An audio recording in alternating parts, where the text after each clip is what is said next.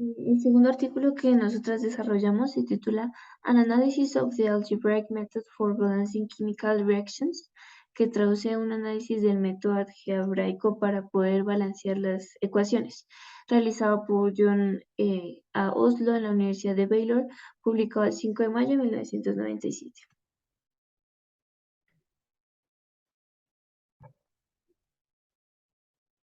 Bueno, el contenido de este artículo son principalmente 5 ítems que el autor dividió, pero pues primero empieza con la introducción y aquí se divide como el autor lo delimita. Primero pues las condiciones generales, el tratamiento matemático, las reacciones redox, las reacciones medias y pues por último las conclusiones. Bueno, primero en la introducción tenemos una pequeña contextualización donde el autor menciona que fue primeramente James Thomson Bottomley, que pues fue el primero como en tocar el tema de balancear estas ecuaciones algebraicamente, proponiendo el balance de los átomos, y pues luego se combinó con lo que decía Horace J. Deming, que pues afirmaba que esto en realidad sí podía funcionar para equilibrar las reacciones. Estos dos métodos los tomó Bennett y los amplió para incluir la conservación de las cargas, que se tuvieran cargas en ambos lados de la ecuación, como se va a presentar a continuación.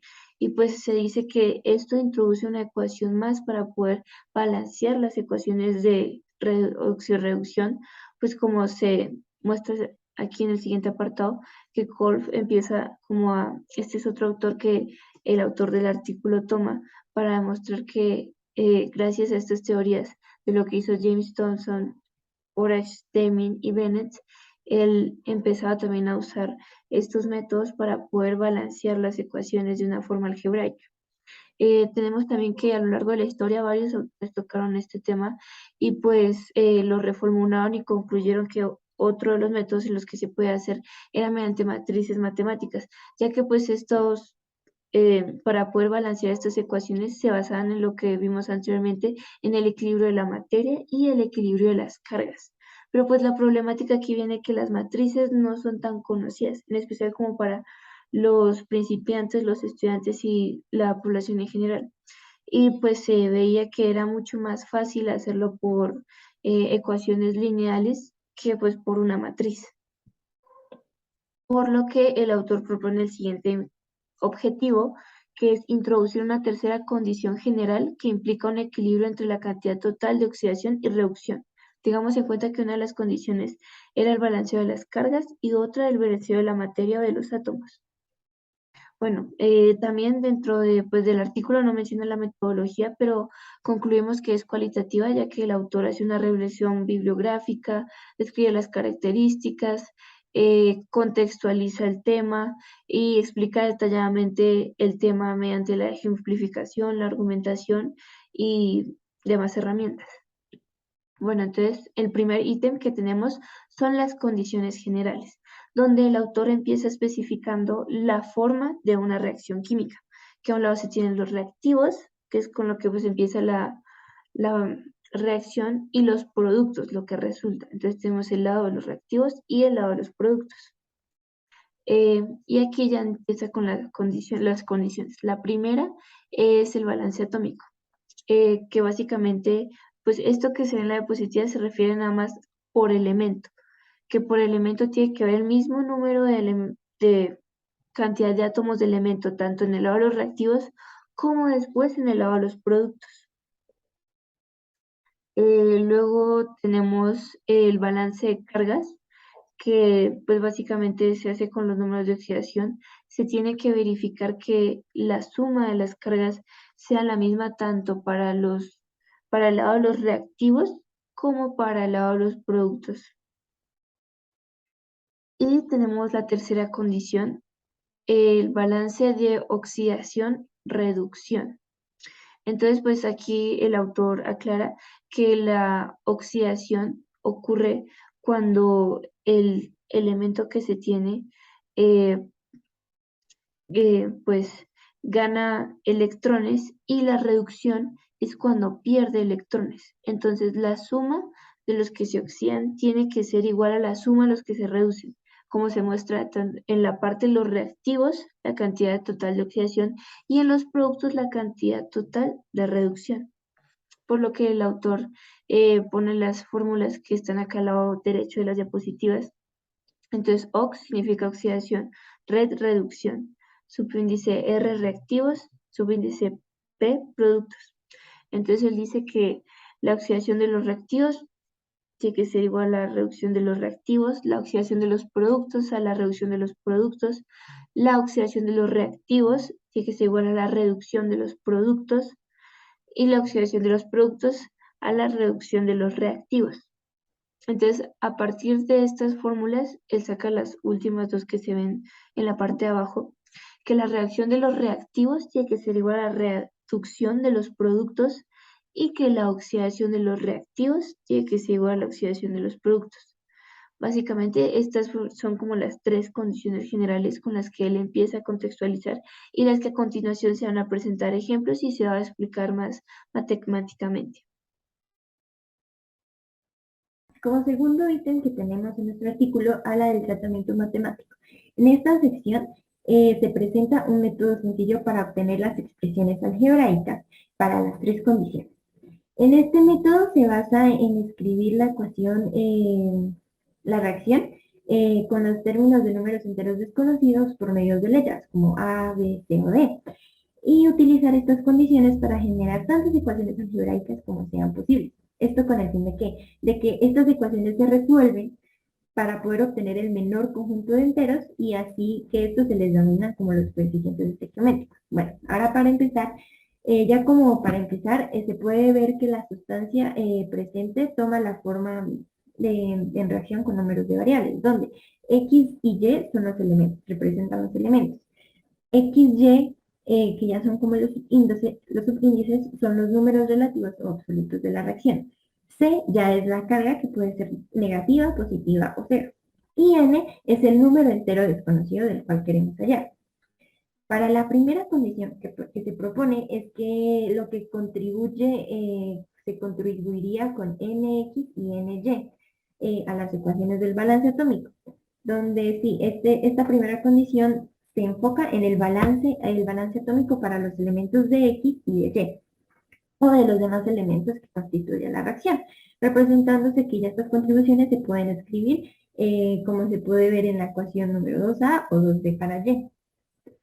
En la segunda condición, bueno, el segundo término, este término ya contribuiría con NC, lo que quiere decir la ecuación para los equilibrios de carga, donde estos pueden ser positivas, negativas o nulas, dependiendo todo del valor de C, que nos arroje C, donde la contribución se puede escribir como se puede escribir de esta manera. Ya para la tercera condición es que si el estado de oxidación cambia, el estado de oxidación de X cambia únicamente en K, la contribución que daría en esta ecuación sería NX y K. El resultado pues nos dice que el cambio total de X en este compuesto es solo el número de átomos de la contribución NX por el cambio del átomo de X en K. Entonces, estas representaciones ya como con las contribuciones se pueden escribir que digamos, cuando aumenta el estado de oxidación, esto se le denomina como la oxidación, cuando se oxida la reacción, que esto se puede escribir como se ve en la ecuación 4A. Y si disminuye, ya es que se reduce. Entonces, es como se puede ver en la ecuación 4B donde está aquí, donde está la contribución y esto es lo que ya ha sido mencionado anteriormente en el ítem 1. También hay que tener ya en cuenta un criterio que se llama el criterio de unicidad, donde se debe satisfacer a la ecuación 4A como 4B. Este criterio significa que todos los átomos de X, de esta contribución en X, deben ser oxidados o reducidos por X. Como un ejemplo es que si los átomos de X en el lado del reactivo estuvieran en un solo estado de oxidación, pero en el producto estuvieran en dos estados de oxidación, no es posible escribir la ecuación 4A o la ecuación 4B para X en el lado del reactivo o para el lado del producto, donde pues esto se ejemplifica a lo largo del artículo con diferentes ejemplos. De acuerdo con las condiciones mencionadas anteriormente, para la condición 1 o el equilibrio de átomos, se tiene que para cada elemento X debe ser la sumatoria de todos los subrestantes con A, B, X sub, donde esta es la ecuación número 2 que mencionamos en la primera condición, debe ser igual a la misma condición empleada para los productos. Esto para que se mantenga el equilibrio. De igual manera con la condición 2 y en el balance de cargas, donde pues se deben tener, esto se define en la ecuación número 3 que también se mostró anteriormente, donde los subreactantes y los subproductos deben ser iguales.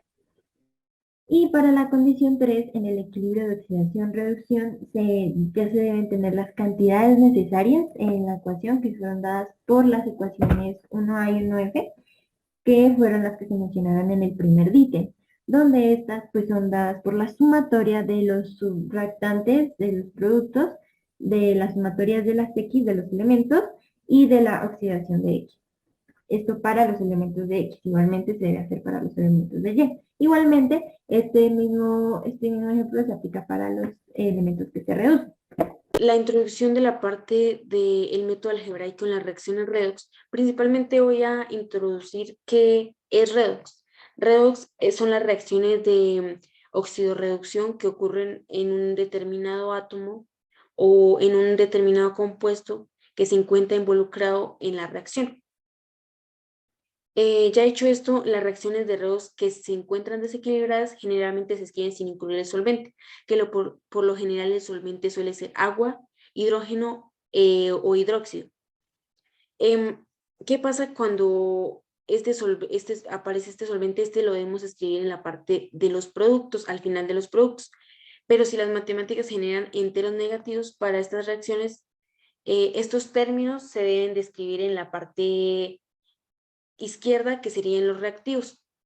Este artículo nos plantea un ejemplo, que es donde están involucrados 5 átomos, que siempre se deben de nombrar. Está el átomo A, el átomo B, el átomo C, el átomo D y el átomo E. En estos 5 átomos podemos encontrar tres elementos, que es el nitrógeno, el hidrógeno y el oxígeno. En estas reacciones se deben de escribir arribita los números de oxidación. Ya después nos describe los elementos que están involucrados en esta reacción y nos describe cuántos están por cada átomo, cuántos hay por cada átomo, para empezar con la parte de la ecuación.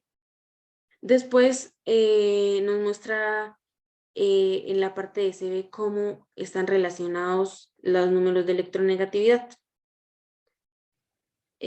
Después nos muestra de cómo el nitrógeno se llega al punto de oxidarse, pero en la parte que es la parte de los reactivos, que en esta parte se encuentra el átomo A.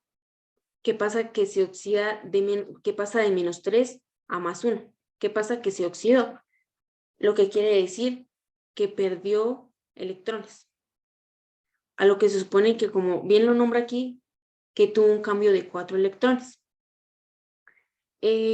Aquí ya se encuentra la reacción que anteriormente nombré, pero esta ya está equilibrada.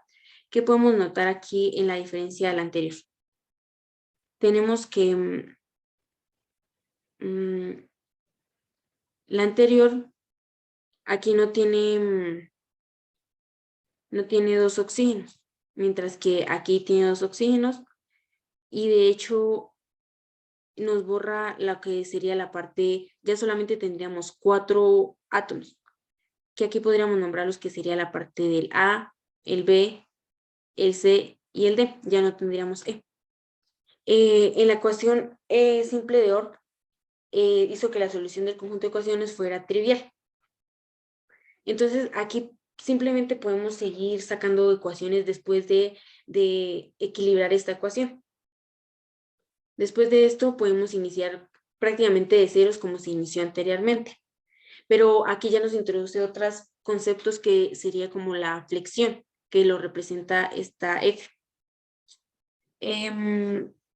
Aquí en este artículo también nos nombra algo importante, que es que, por ejemplo, en esta parte de este ejercicio se desarrollaron 5 ecuaciones, pero no siempre es necesario hacer uso de todas las ecuaciones, sino que se pueden omitir ciertas ecuaciones para llegar al punto, al punto que pues como tal se quiere llegar. Una cosa importante que se le puede agregar a esta parte de este método es que el hecho de que se usen varias ecuaciones y que no sean necesarias, no es que sea una insuficiencia de parte de este método, sino que es algo que normalmente ocurre al hacer uso como tal del método, al desarrollarlo a su paso a paso. En este artículo encontramos un cuarto ítem, que es las reacciones medias. En este ítem se aclara que en muchos de los casos las reacciones redox pueden describirse en términos de dos semireacciones. Una de las medias reacciones es una reacción de oxidación que produce electrones.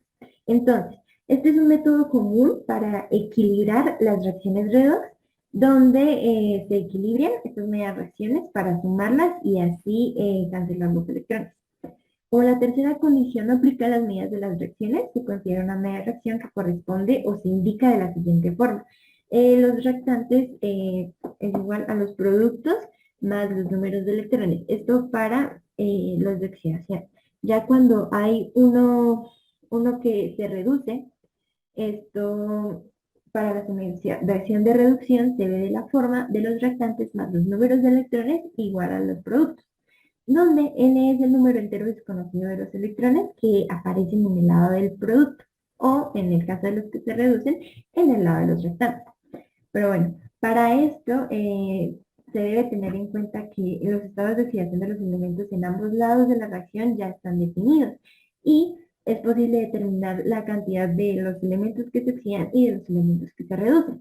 Entonces, esta tercera condición es para las medidas de reacciones que se consideran como el equilibrio de electrones. Para equilibrar estas semireacciones, recuerda los electrones, donde en las ecuaciones se representa con entre paréntesis, E mayúscula, E, B. En esta se usa esta ecuación que se ejemplifica de que en la oxidación es igual al número de electrones y también el objeto que se reduce donde n es el número desconocido de electrones en la semireacción.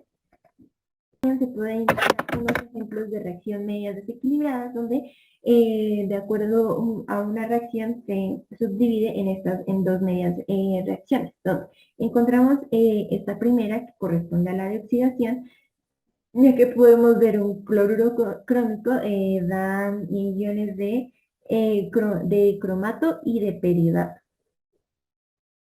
donde a la hora de resolver, a la hora de aplicar todos los conceptos vistos a lo largo del artículo, se obtiene que la oxidación corresponde a esto. A los reactivos más los productos, donde en los productos se pueden observar los hidróxidos y las aguas.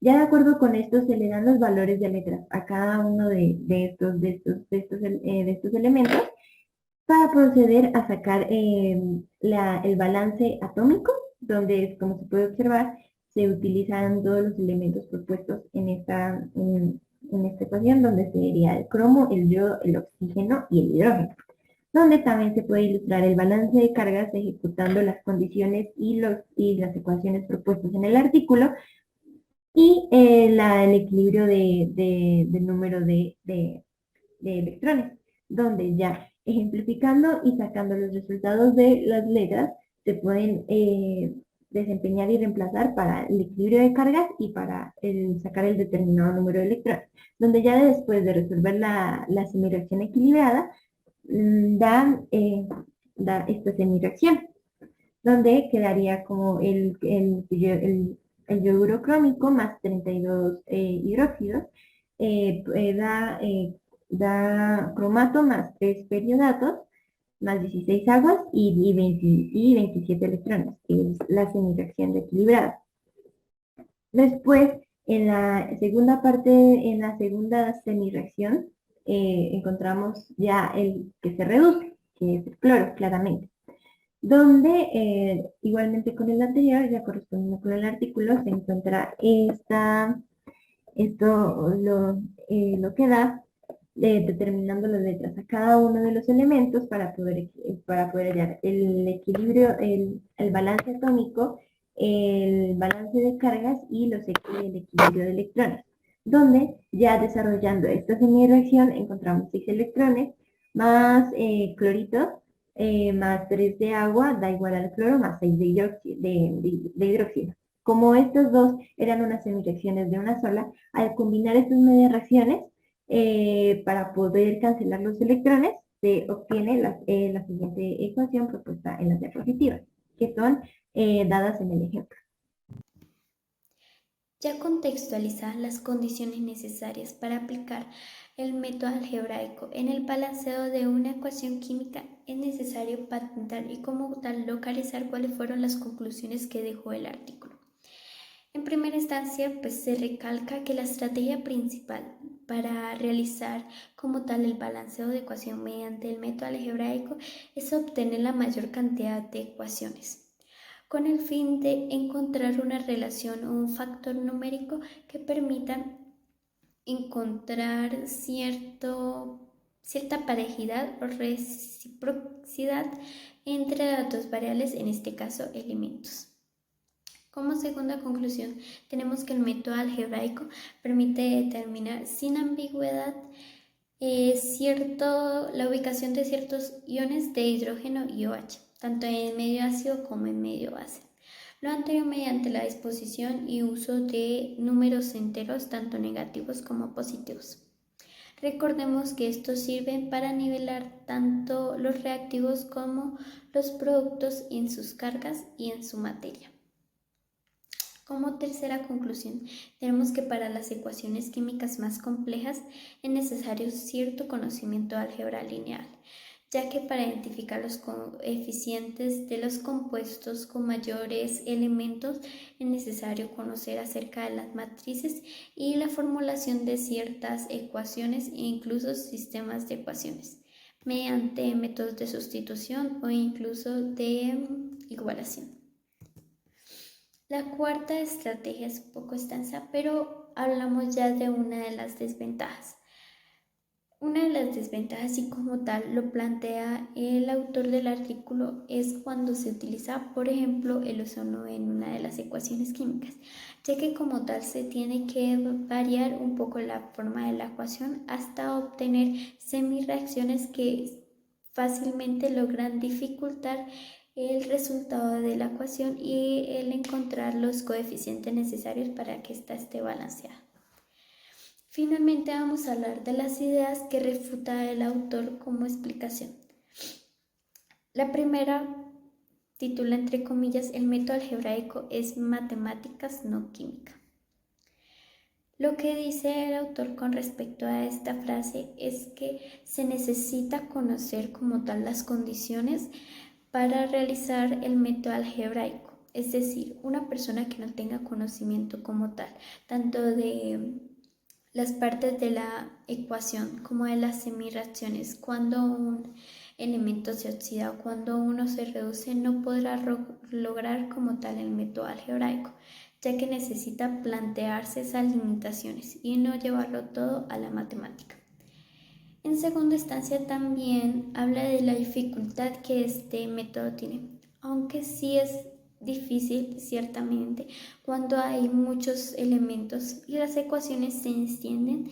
No se debe pensar como tal en las ecuaciones simples y convencionales, las comunes como tal, ya que él propone algo como lo explica el profesor, de indicar ciertas palabras en minúsculas, ciertas letras en minúsculas que nos permitan encontrar esa relación que se expresó en la primera conclusión, la relación entre un factor que nos permita encontrar esa reciprocidad entre los elementos y finalmente multiplicarlo por ese factor o como tal factorizarlo o simplemente reducirlo para que la masa de las dos partes, los reactivos y los productos, sea la misma. Para finalizar la socialización de estos artículos, traemos la utilidad para la clase de química. El primer artículo, este nos sirve para exponerle a nuestros compañeros y a nosotros mismos aquellas alternativas de las ecuaciones sencillas para poder obtener los resultados de los números de oxidación de un determinado átomo, de una molécula o de un mismo compuesto. También en este artículo le podemos mostrar a nuestros compañeros tanto las ventajas como las limitaciones que trae este método. No solamente lo bueno, sino también la parte que no es muy buena de este artículo. En el segundo artículo podemos profundizar sobre el método algebraico y cómo se puede usar en cada una de las reacciones como una de las alternativas para el balanceo de una de las ecuaciones, incluyendo también sus ventajas y sus limitaciones de en qué momento podemos usarlo y cuáles son sus pasos a seguir.